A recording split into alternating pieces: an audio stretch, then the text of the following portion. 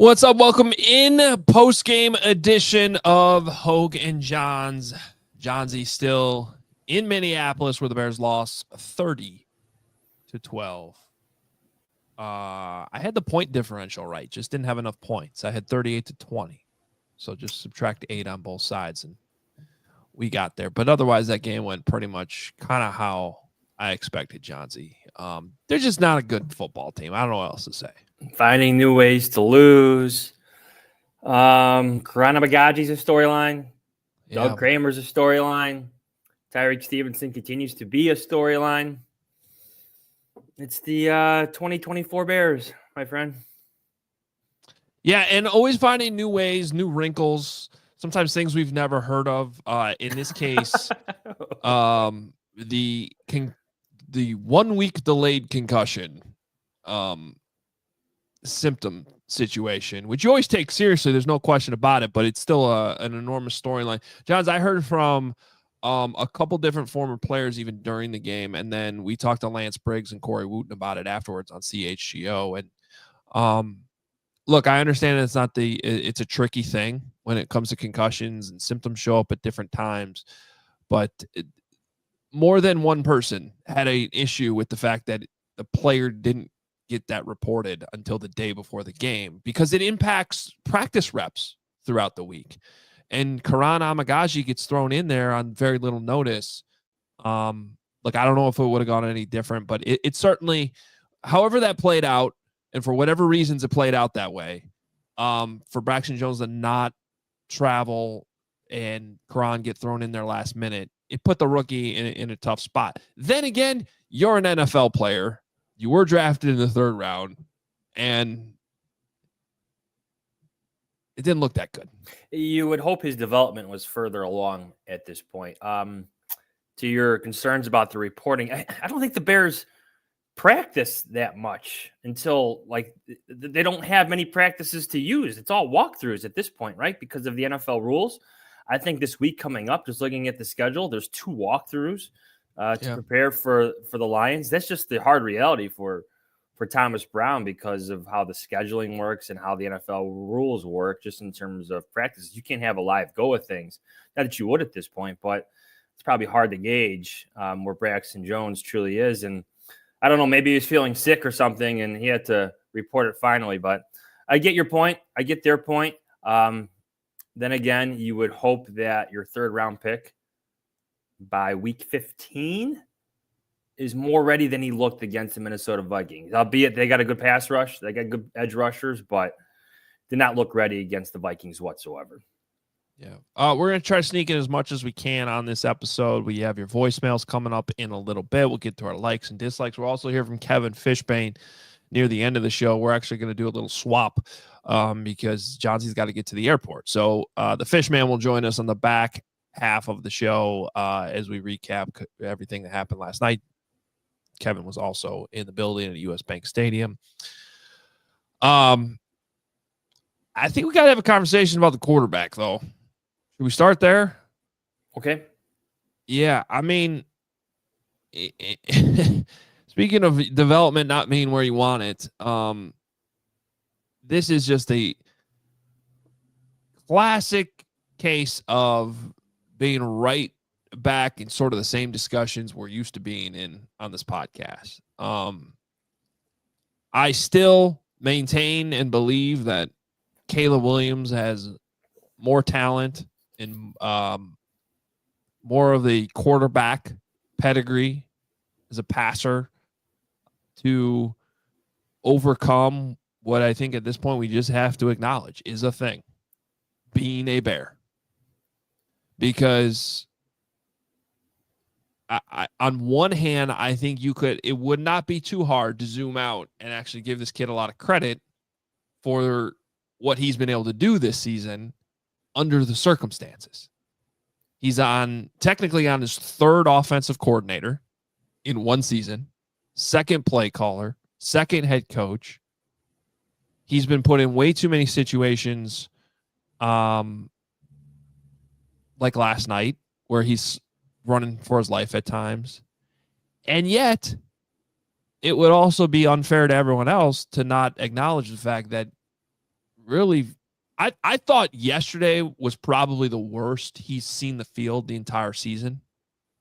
There were guys open on third down from the start, first drive of the game when they failed on fourth down. The play before that, two guys open, right in front of them, and regardless of what the tape says, Johns, from my perspective, you're at the game. I'm watching it back at CHGO Studios, and this was just a classic case. How many of these have we seen over the years where you're on a primetime window and you got the world watching, you got an A team for whatever broadcast you happen to be on. Last night it was ABC, and it's Joe Buck and Troy Aikman, and it's just the same. It's just the same stuff. You know where I'm going with this? Like it's just the optics aren't good. They're you got Joe Buck on one play being like, man, the ball just doesn't come out. Like almost like the play-by-play guy's frustrated. Then they pan to Ryan Poles up in the booth. Then they pan to George McCaskey in the owner's suite there. And it's just like, how many times have we seen this where you swap out the roster, you swap out the GM, you swap out the head coach, and it's the same thing. And again, I still have a lot of faith in Caleb. I'm not coming off of that, but it is December 17th, and this rookie year has not gone the way it was supposed to. I think watching live in the stadium, I thought I saw a quarterback who was under pressure and probably felt pressure that wasn't there. I saw a rookie quarterback playing behind a backup left tackle, a backup center. Yes, not Doug Kramer. Coleman Shelton's been there for a while, but he wasn't their plan coming into the season. Matt Pryor wasn't their plan at right guard heading into the season. He was probably a third stringer heading into this season. So playing behind three backups, playing against an exotic defense that blitzes a lot, that plays a lot of games up front, a lot of stunting. And at the same time, yes, I think you hear it in the press box a lot. Get the ball out, go. Like because we could process things up there as well.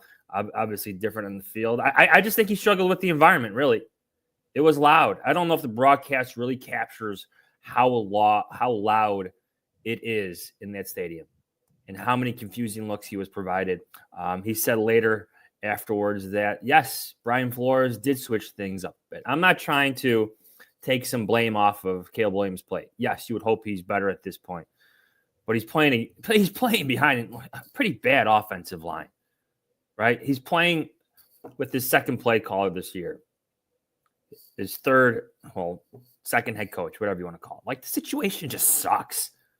Really, it's what it is. And to expect him to rise above this, I mean, that's on us for expecting maybe too much out of Caleb Williams this year, for having bad expectations coming into this year. This situation that we talk so much about, by week 15, 8 losses later, it sucks, man. It sucks. So maybe shame on us. Maybe shame on Troy Aikman for expecting Caleb Williams to rise above it. The Bears are in a bad place. This team is broken, man. It is. And then later in the game, all those drops that kept happening by the receivers. I don't know. I know what you're saying. I think Caleb Williams deserves criticism, but I just want to hammer home this point. The situation that he's currently in, it sucks for a lot of reasons beyond his own control. Yeah, and they obviously got to get it fixed as soon as possible. And that's where, again, we have been there saying that before, and it doesn't happen. Look, obviously I agree with you about the situation. I'll just say this. A year from now, when he's got Keenan Allen streaking wide open, beating his guy by, I think that was Keenan or Rome, whoever was down that left sideline, got 2 or 3 steps on a receiver, man. This is the NFL. You got to make that throw. You have to hit that throw. He had time on that one. You have to hit that throw. You know, when you got a check down right in front of you, 5 yards in front of your face on third down, and you don't even see it, and you take a sack, it can't happen. So and I don't think that that's been a consistent thing. Which is why I still have hope. I think he still has his moments where, he's able to rip a whole shot on cover 2 down the right sideline yesterday. The touchdown they eventually hit to Keenan Allen. And that's another thing. Like, his receivers aren't exactly helping him. How many drops were there yesterday? At the one point, It looked like there were 3 drops in a row. In that possession right there, 2 by Keenan Allen and 1 by Roma Dunze in the end zone. And he still overcame it to hit a 4th down, like 4th and long touchdown. So that's what I'm saying. There's still plenty of good in there. But the clock's ticking, right? Like, 3 games away from already being a quarter of the way through his rookie contract. And see, that's on the Bears. That's a long-term discussion for the Bears. Like, to me, like, the quarter of the season that's left, it's all about survival for him and trying to gain as much experience as he can in certain situations, right? I'm trying to, like, separate the two because we know changes are coming. We know a new offensive coordinator is coming. We know a new head coach is coming. We know new voices are coming. We know new assistants coming. Heck, there could be a new GM coming, as this plays out as ugly as it has. So, like, to me, I think he's just trying to survive the rest of the year. And he got beat up yesterday. Corona, my God, you can't lose that fast. Like, there are certain situations that he's in on the field where you're just, like, hoping for the best sometimes for Caleb Williams. And I'm saying all this, and I'm sure people are hearing me like, oh, he's making excuses for Caleb Williams. No, like, the Bears have lost 8 in a row for a lot of reasons. I'm just trying not to put too much on the rookie quarterback at this point when you have so many widespread mistakes throughout the entire organization. Like, my column leaving that yesterday is, like, looking back at 2022 and just how different the Vikings and Bears operated despite being in, like, similar situations. Do you know how, like, crazy it is? Like, in a 12-day span, the Bears interviewed 13 GM candidates and 10 head coach candidates in 2022. Eventually hired Ryan Poles, and 2 days later after that, hired Matt Eberflus. The Vikings, after all of that, after Poles was interviewed, after Poles was hired, after Matt Eberflus was hired, the Vikings interviewed Jim Harbaugh. And then they waited until February 16th when Kevin O'Connell was done playing in the Super Bowl, coaching in the Super Bowl, and then hired him. They got it right. They were patient. The Bears acted fast again and failed again. Like, it's just, you would think at one point they get it right? Like, throwing something at the wall and it would stick. Not for the Bears. And if I remember that Jim Harbaugh saga correctly, like, he went to Minnesota with the intention of taking that job. And, at the end of, I want to say that was like a 6-hour meeting. He was kind of expecting, like, okay, I'm ready for my offer. And the Vikings were like, no, we're not ready. Hold on. No, well, actually, they were ready to make a move. So it was an all-day interview on February 2nd of that year, 2022. By that time, Matt Eberflus was already hired and he's on his way to picking his staff. February 2nd, 2022, Jim Harbaugh comes into Minnesota for an all-day interview. Say thank you. See you later. Later that night, they decide on Kevin O'Connell, who was still in the playoffs with the Los Angeles Rams, on the way to winning a Super Bowl with Sean McVay as his offensive coordinator. They were willing to wait on a candidate they thought was best for them. Yeah. Which is really bold, right? You pass on Jim Harbaugh for, at that point he was the OC, right, in LA, or was he still the quarterback's coach? He was the OC. Yeah. And here's a little nugget actually. I would think Kevin O'Connell's your favorite right now to win Coach of the Year, by the way. Pro Football Talk just tweeted this. O'Connell is the only Vikings coach other than Bud Grant to have multiple 12-win seasons. And with one more victory, he'll be the only Vikings coach to have multiple 13-win seasons. He's 32 and 16. Yeah. Did the Bears interview him? No, not amongst their. I knew the answer to that question. That was a rhetorical question, but yeah, that's kind of. They didn't even interview. No. So, like, I get your point. Like, I really do about Caleb Williams. He's got to get better. The ball's got to come out. He holds it too long. We kind of knew that coming in as one of his pre-draft concerns.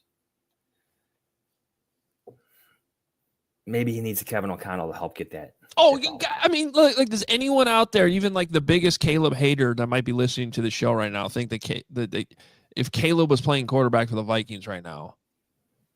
I mean, heck, what he's done with Sam Darnold makes me think if J.J. McCarthy had stayed healthy and was playing right now, they'd still have the same amount of wins. Yeah. I'm with you. So, I mean, Sam Darnold wasn't good last night. The Bears defense probably got the better of him, but he's still winning. His career has completely turned around. He's going to get a nice little contract next season from some team, maybe the Vikings for 1 year. Yeah. All right. Well, it's I don't know what you can still squeeze out of the season, to be honest with you. I guess you just, because the other part of this that I don't want to forget about, I know you've mentioned this a few times on the show, but it bears repeating. I mean, the interim head coach / offensive quarter / play caller, like whatever Thomas Brown is these days, he's not calling his own offense. Do you understand like how like maybe this sounds like excuses too, but like it's not his system, it's not his offense. So he's trying his best to piece things together. And so I guess it's not surprising to kind of see a dip in that too, right? And so you're trying to develop a quarterback when you're not even running your own offense. I mean, how does that happen? Only the Bears. I think if you're like just completely pointing fingers at Thomas Brown, you're really underrating how crazy his own situation is. The guy was the passing game coordinator. Promoted, and he really wasn't doing much. No, he was apparently holding the bag at practice at one point because he had nothing to do. He was pretending. He was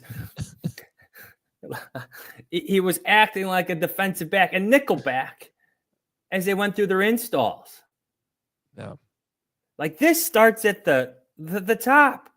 Right now, it's Ryan Poles and Kevin Warner taking heat. I use George McCaskey's name every chance I get in my columns, but this is on them.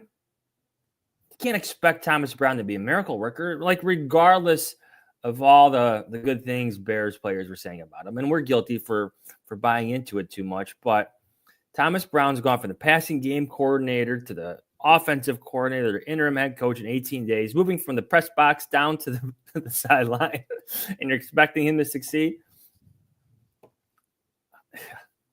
Yeah, that's the Bears. And it's kind of crazy to think that there's 3 games left of this mess. Someone sent me this, tweeted at me this video from George McCaskey's press conference after Nagy and Pace were fired. And it's my question to George McCaskey where I mentioned he's saying like what his process was, the hiring. And I said, what you're describing in this process sounds a lot like 2015. And here we are 7 years later. Now add 3 more years. Like it's so I guess the point is like with what you just described with the Bears hiring process 3 years ago, we could see that coming. We could see it coming like before it happened because it's just the same. It's the same thing. You know who wasn't on the Vikings radar for head coach of 2022? Who wasn't on their radar? Mm-hmm. Probably Matt Eberflus. Yeah, he was not interviewed by the Vikings. Ryan Poles was. Ryan Poles was supposed to get on a plane to Minnesota when the Bears kept him in Chicago. But doesn't mean he would have gotten that job. True. And, yeah, Eberflus. I mean, well, there's been even more reporting recently that he was going to get fired by the Colts. The Vikings' 4 finalists in 2022 were Kevin O'Connell, good coach, Raheem Morris, now coach of the Falcons. Patrick Graham, former Giants defensive coordinator, correct?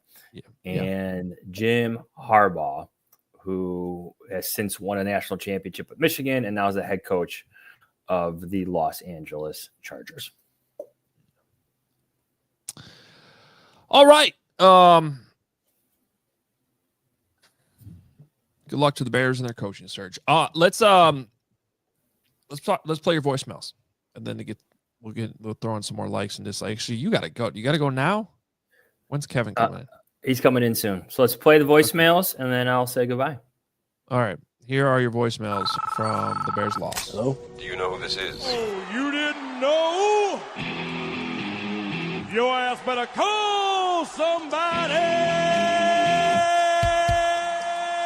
The Hoge Jahns voicemail. The Hoge Jahns voicemail line.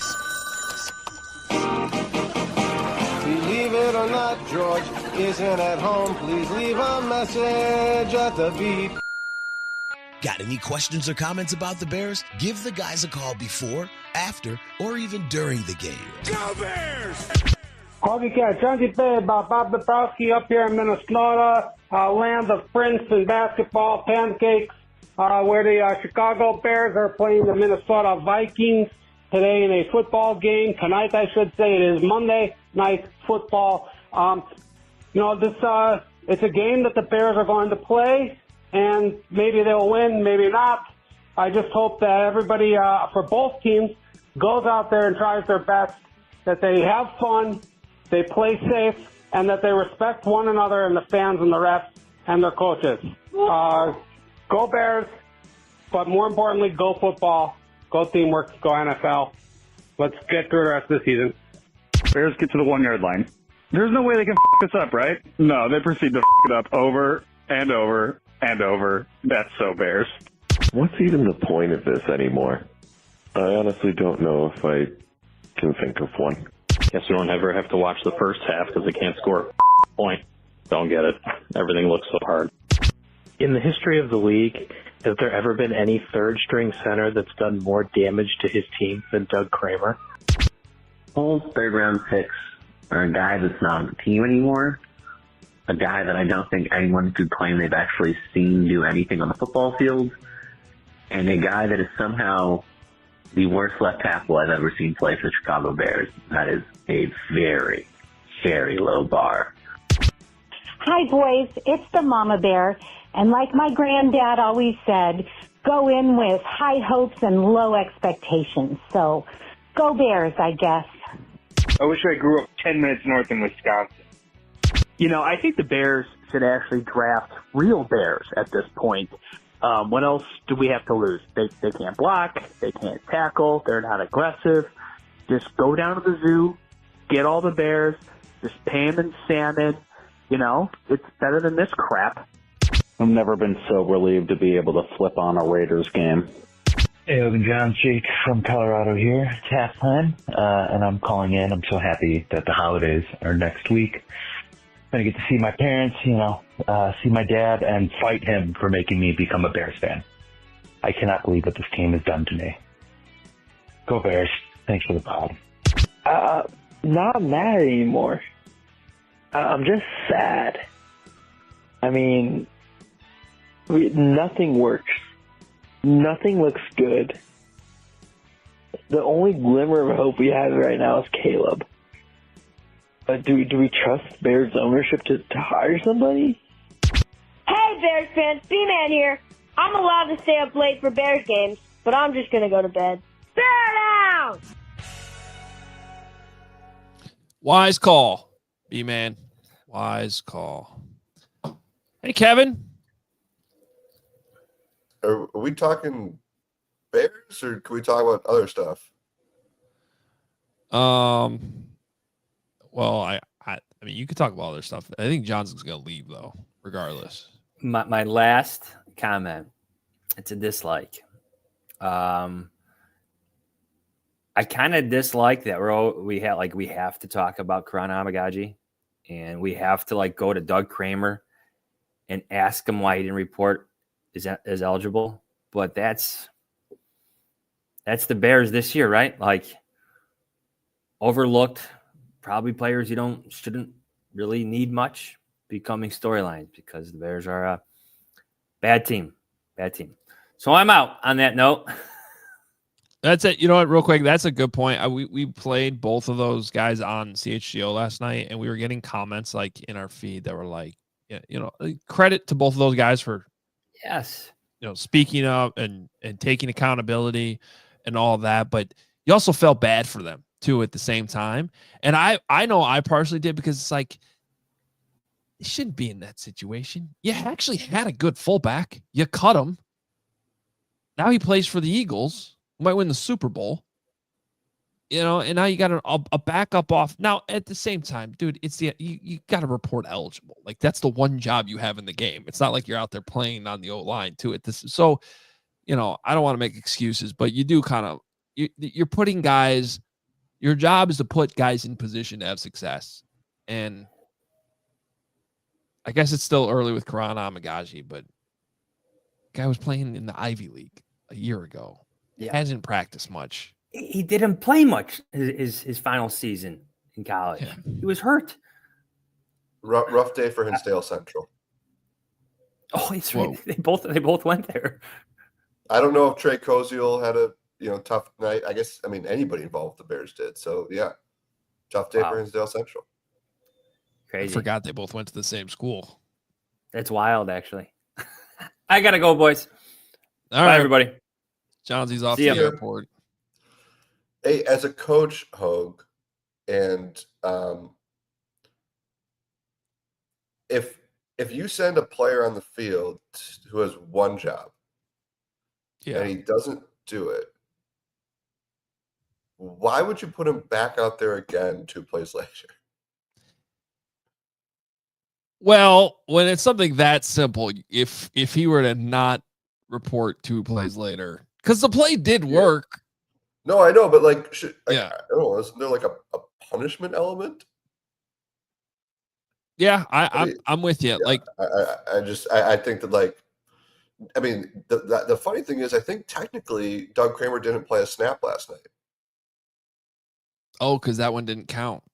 Right, both of them, yeah, because that one. Talk about that. The other one had the holding penalty. Yeah, on Amagaji. Now, DeAndre Swift lost 2 yards on that play, so it would have been third and goal from the 3. It turned into second and goal from the 11. That's another thing, though. Like, talking about putting guys in position to have success. Like, I don't like that they're. If you haven't figured out that DeAndre Swift isn't the greatest short yardage back at this point, like, that's on you. They're just keep trying. He's not driving his legs at the point of first contact. Now, there actually was a run later in the game where he took the first contact, kind of spun and managed to fall forward across the line. But it's a little disappointing to see them asking in some of these crucial moments guys to do things that they just. The Doug Kramer thing, like, couldn't we have shelved that after the fumble in Washington?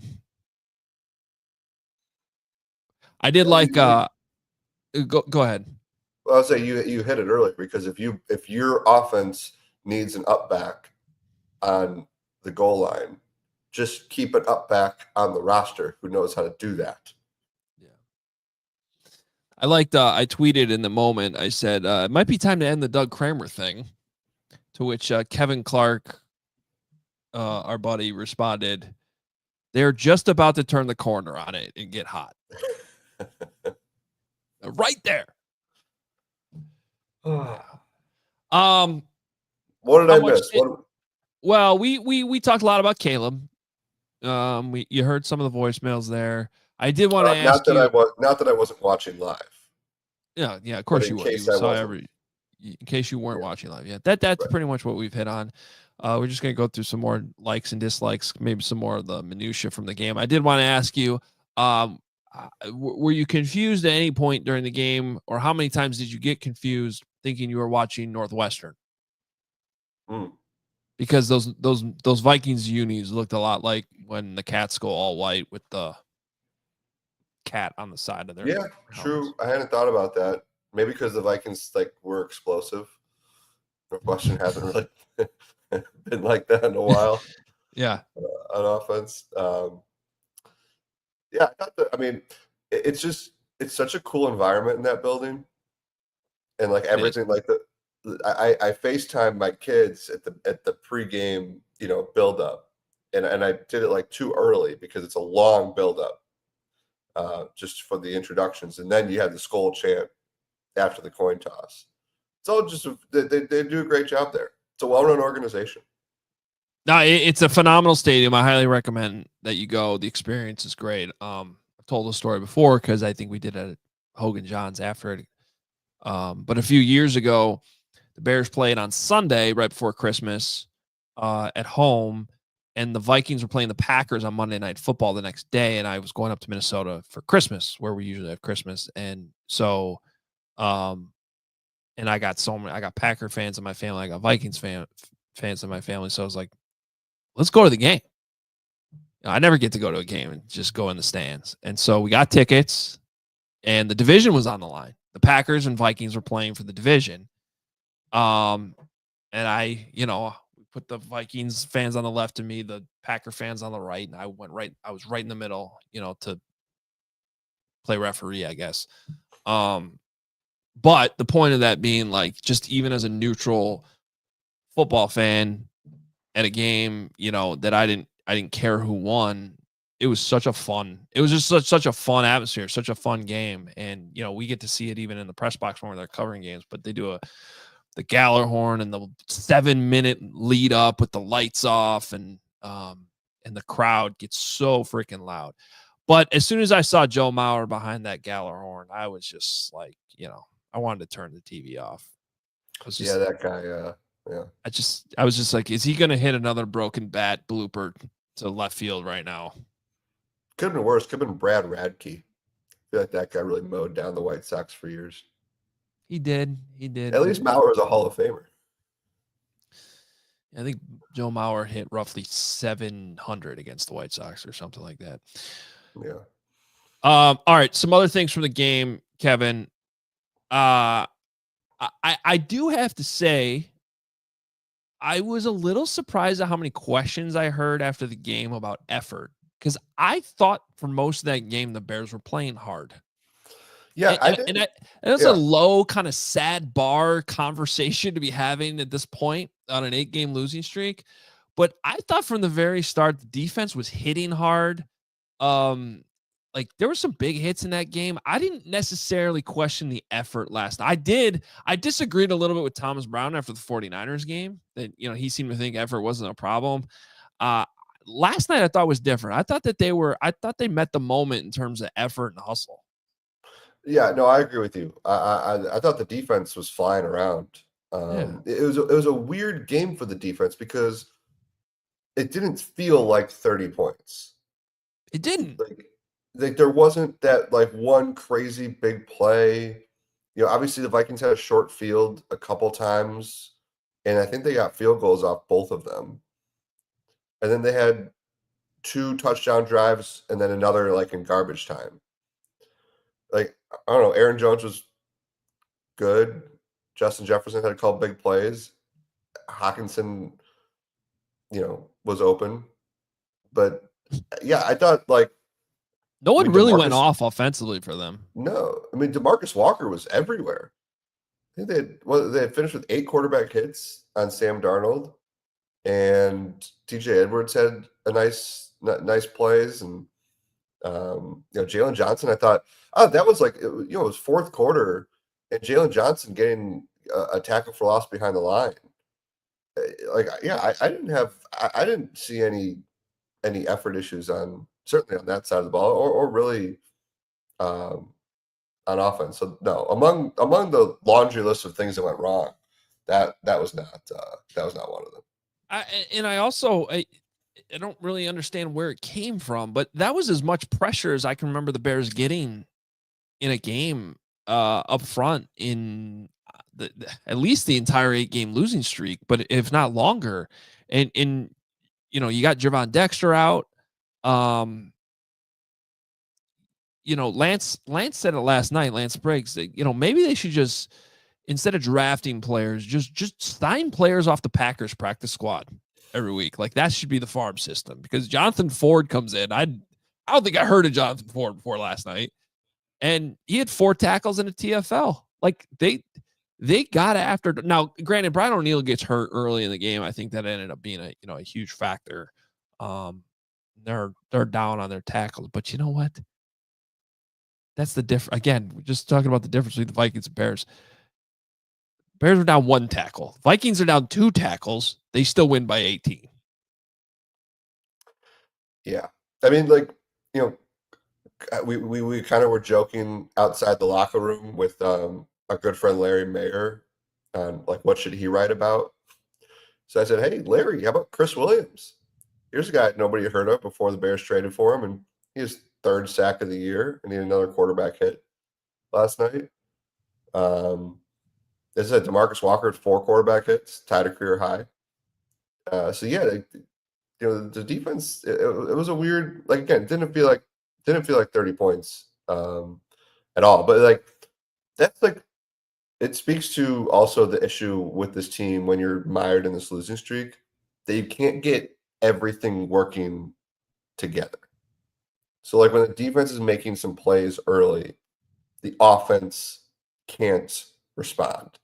And then when the offense does cut the lead to 2 scores, that was when the defense had one of their bad drives, and they gave up like 3rd down after 3rd down after 3rd down.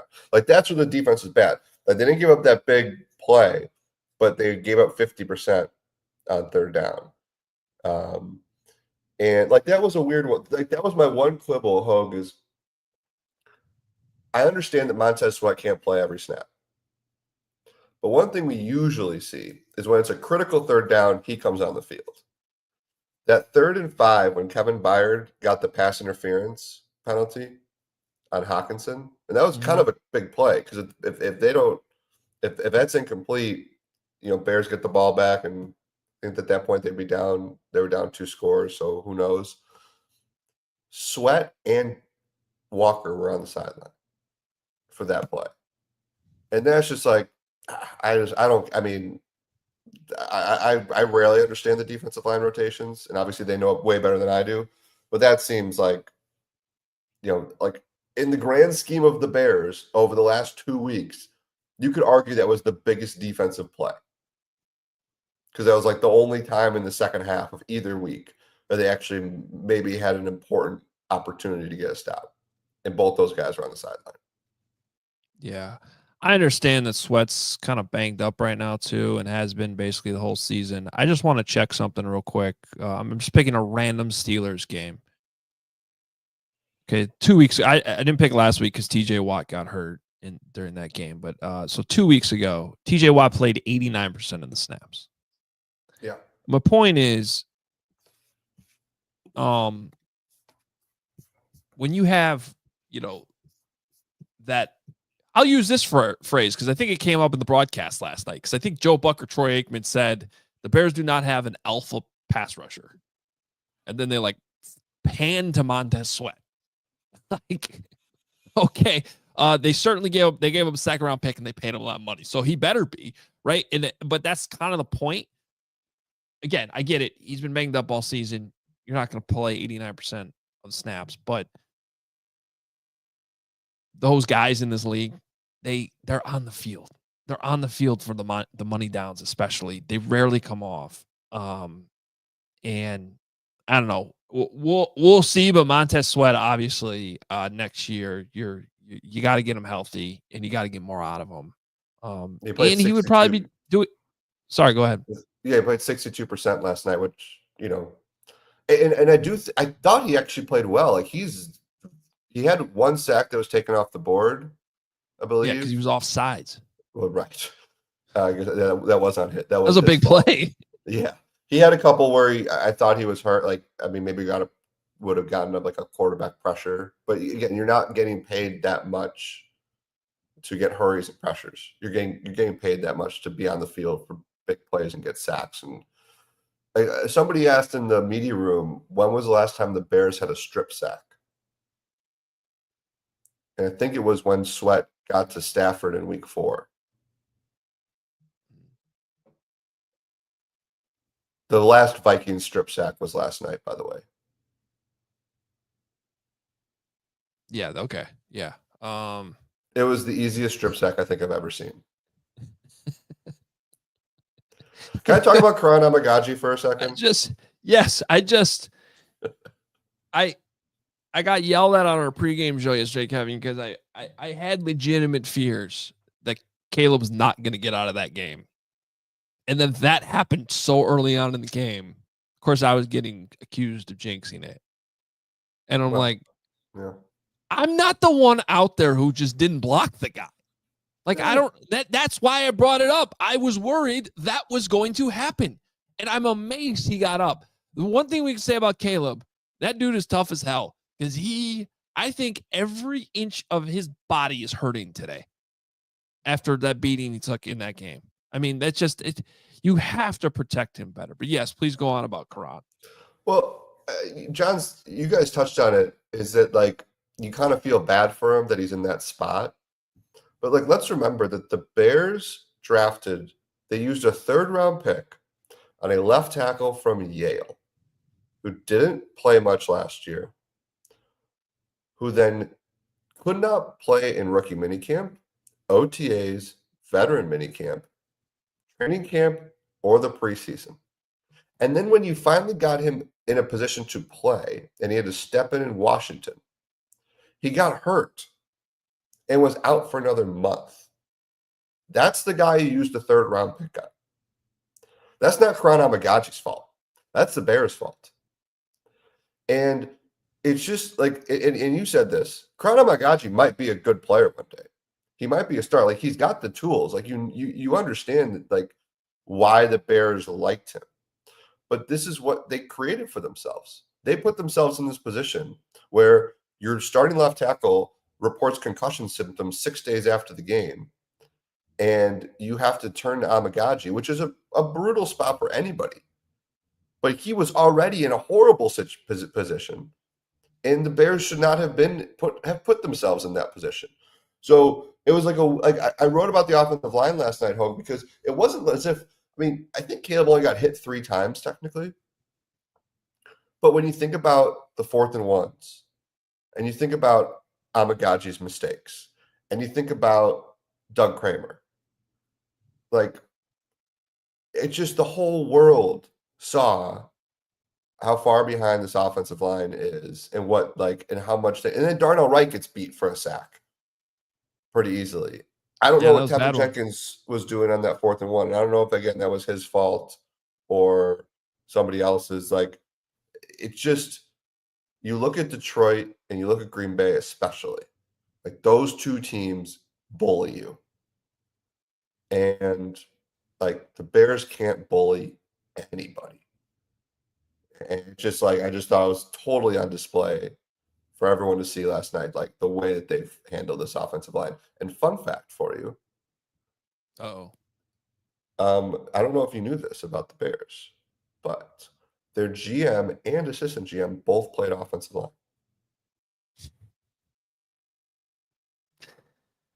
And I'll say this because Ryan Poles took exception to a question before the season started about resources into the offensive line. And I will say this. I thought 2 of the guys who played okay last night on the offensive line were Matt Pryor and Coleman Shelton. Coleman Shelton had one play, though, well, he always has the one. Yeah, there always is one. There always one. But, like, okay, Ryan Poles kind of commended himself for the fact that, like, he was, when Nate Davis didn't work, when Ryan Bates didn't work, you had better options to put in for them. Okay? But here's an idea.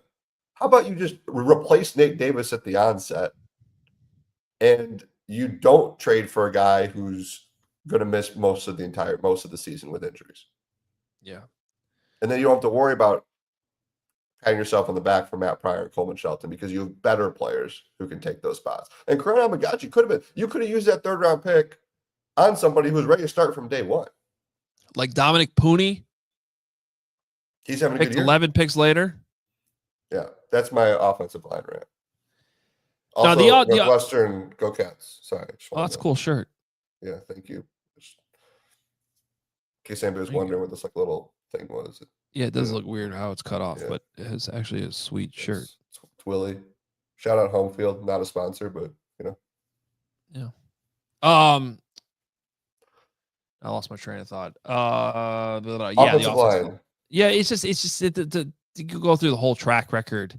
The one you'd say the one successful move was Darnell Wright, and yet you could have had Jalen Carter. You could have had Jalen Carter, and also we talked about Darnell Wright being a Pro Bowler this year. Yeah, you draft an offensive lineman that early. We should be talking about an all-pro type of player. Yes, and he looked at times last year like he would get there. That was the exciting thing. So we all talk about there's one spot you're sure about, that's right tackle, and you probably are, but I mean, it's not like he's been, Well, but I would argue that he's the only for sure starter next year on that line. But you don't even feel that great about him. That's the thing. Like you feel fine about it, but so you could have. I mean, you're not going to have 5 new offensive linemen. Darnell Wright's going to be out there. Yes, but you could have 4 new starters and a new O-line coach. And that is why I thought it was the right move to start Amagaji, because Amagaji's got a much better, at least before last night, has a much better chance to start next year than Larry Borum, who won't be on the team most likely. Yeah, I would have argued that I think they were in a tough spot yesterday, and I think I would have gone with a veteran. I just didn't like that it was. I didn't like that it was short notice in Minnesota, probably the loudest stadium you're going to play in all season. You don't get to practice the silent count all week because you weren't out there practicing. You were the backup. And I think that's a reason why he was so slow out of his pass sets early on in the game. And so I would have much rather seen him.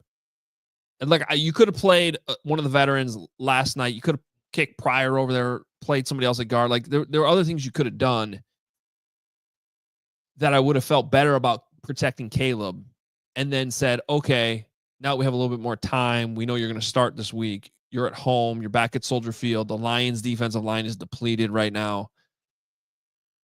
To me, that's a much better situation to ask a 3rd-round pick out of Yale who hasn't practiced much to go out there and protect Caleb Williams' blind side. If anybody in the Bears organization was surprised that Caleb took a beating in that game, then they're just naive at this point about what the situation was. That was unfair. It was a bad situation to put 2 rookies, both Karan and Caleb, quite frankly. But what if Karan Amagaji had a great week of practice? Well, that would require practicing. I mean, he technically practiced, but he was not. Yeah, he was not starter. First team. He was not the starting left tackle all week. We didn't really hear any of that last night. That was my favorite part of the San Francisco loss, was that everybody said they had a great week of practice, which I forgot to look up. I forgot to do the math on this, but I started covering the team in 2013. So if you add up how many weeks of practice that has been, that is the consecutive streak of good weeks of practice I've covered. Yeah, no, they've never had a bad week. Never had a bad week of practice in my time covering the team. It would be hilarious if whoever the next head coach is, whether they win or lose the first game next season, comes to the post-game podium and is like, yeah, we had a bad week. We had a bad week of practice. You do sometimes after they win, you will suddenly hear, oh yeah, we had some tough times on doing our 3rd downs, and then look at then it worked.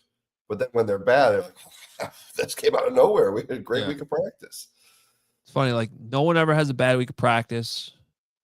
No one ever has an unsuccessful surgery, in sports. It's always in sports. I mean, they do, but they're always announced as successful. That's my point. Yes. And then no one ever has a bad interview. When they got, the Bears, the Bears have hired so many coaches that have had these amazing interviews. Well, that's the thing I was thinking about for what's coming next month is whoever the Bears hire is going to be, in their minds, they put every ounce of energy into making the absolute right pick. Oh yeah. By the way, they're 0 for 4 right now since Lovey in picking head coaches correctly. Yeah. And like you wonder like what the hit rate is. Because you would think that like at some point you would just stumble into like you'd accidentally find a good coach. Yeah, like even the Jets got Rex Ryan at one point. I brought this up a couple times this week that I was looking back at the 2017 class of new coaches that year. Because as I've brought up in this podcast, one of the most egregious decisions the Bears ever made was keeping John Fox for the 2017 season when Kyle Shanahan and Sean McVay were both available. And one of the new head coaches that year who was ranked last on this like power rankings of new head coaches was Sean McDermott. Last. Now it was a good group because you had Shanahan and McVay. Yeah, yeah. And like McDermott, what was he? Was it the Eagles defensive coordinator? I think it was the Panthers. Oh, Panthers, yeah. He'd been with Philly and then Panthers defensive coordinator. So I don't know, people just like didn't, and it wasn't really good there until Josh Allen started rolling. But like again, just a reminder, like you never really. I mean, shoot, Sean McVay. I mean, the Rams took a chance there, and they struck gold. Yeah, but in this like project the Bears, that it we're never working on, happens. McVay actually graded out pretty well. He was second on that list. Anthony Lynn was first, by the way. Yeah, because McVay had. I mean, I think most people understood that McVay could command a room. You see how boisterous he kind of is. I think it was just the question of the age and where. Yeah, he was young. That was the other thing too, because you think about like how the Bears never luck into these things. Watching the Vikings last night, think about how the Vikings would like their top pick at quarterback gets hurt, and so they have to start Sam Darnold, and they've won 7 in a row. Yeah. Like that stuff. This was part of what you. This was part of what you missed off the top. Yeah, Yeah. we did a whole. John's went down a whole rabbit hole of how the Vikings passed on Jim Harbaugh to hire Kevin O'Connell, and the Bears didn't even interview him.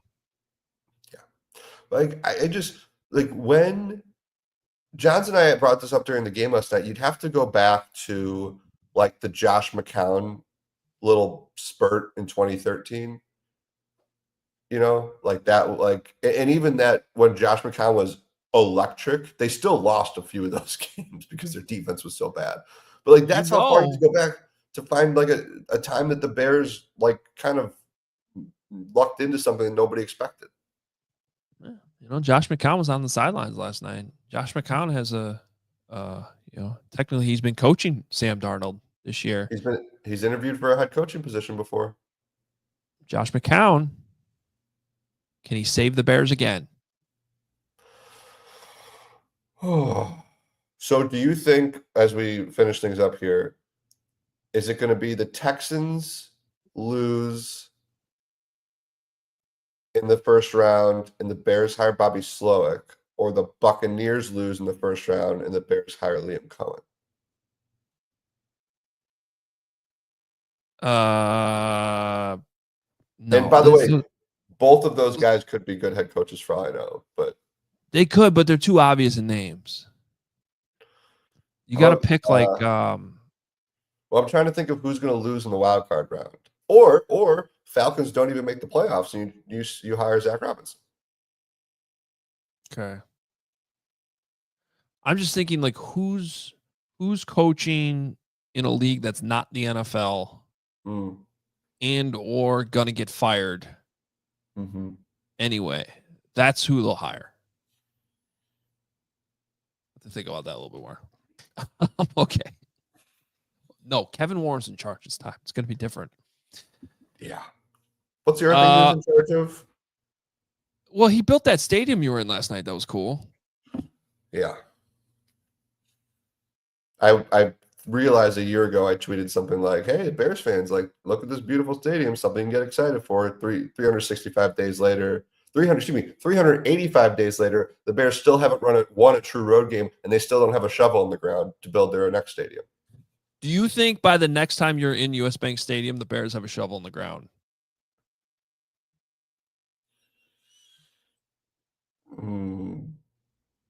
Yes. I think they will, only because they're going to be forced to. Yeah.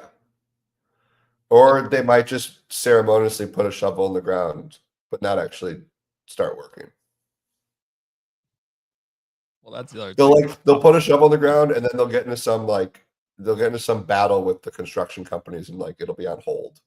Oh, without a doubt. This is there's look, we've had the 5 years it took to build a freaking tram at O'Hare. The current express lane situation on the Kennedy, where they can't figure out the gates right now. I don't know why this isn't getting more media coverage, but the biggest artery to downtown Chicago has been shut down since February, and it's actually been done since August, but they can't figure out the gates. I can't wait to see what goes wrong with the stadium. It's Illinois, man. It'll take 9 years to build or something. And the Bears will be on their 7th head coach. I mean, they were remember the conversation was, the Bears are going to have to pay extra money to get out of their lease at Soldier Field, because I think it goes to 2034 off the top of my head. Yeah. You think that thing's going to be done by 2034? Come on. Something's going to happen. All right. Well, the good news is the Bears play again on Sunday. The bad news is they play the Detroit Lions. But we will have you covered regardless. Because it is already Tuesday, we are not going to have an episode tomorrow. We will be back Friday to preview the Lions game. And we'll do a full in-depth recap of everything that happens at Hallis Hall over the next couple days. For the record, between the time we're recording this episode and the time we record the next episode, the Bears will have 0 practices. So it can't be a good week. It can't be a good week of practices. You can't have a bad week if you don't practice. Yeah. They will practice Friday, but it'll be walkthroughs on Wednesday and Thursday this week. At this point, I'm just kind of having fun with that. I don't really care that much. They got guys beat up. At what's fine really matters at this point. Keep guys healthy. Caleb should have nothing but treatment the next 3 days, quite frankly, after what happened last night in Minnesota. We're out of here. Follow the Fishman at KFishbane on Twitter and Blue Sky and Instagram and everywhere. You can find me at Adam Hoge, Johnsy at Adam Johns. You can read these guys, I should say, on The Athletic, theathletic.com/Hoge Jahns. You can find me at allchgo.com and shows throughout the week on CHGO, obviously. We will say goodbye for a couple days and come back on Friday to preview Bears versus Lions. We'll talk to you then. See ya.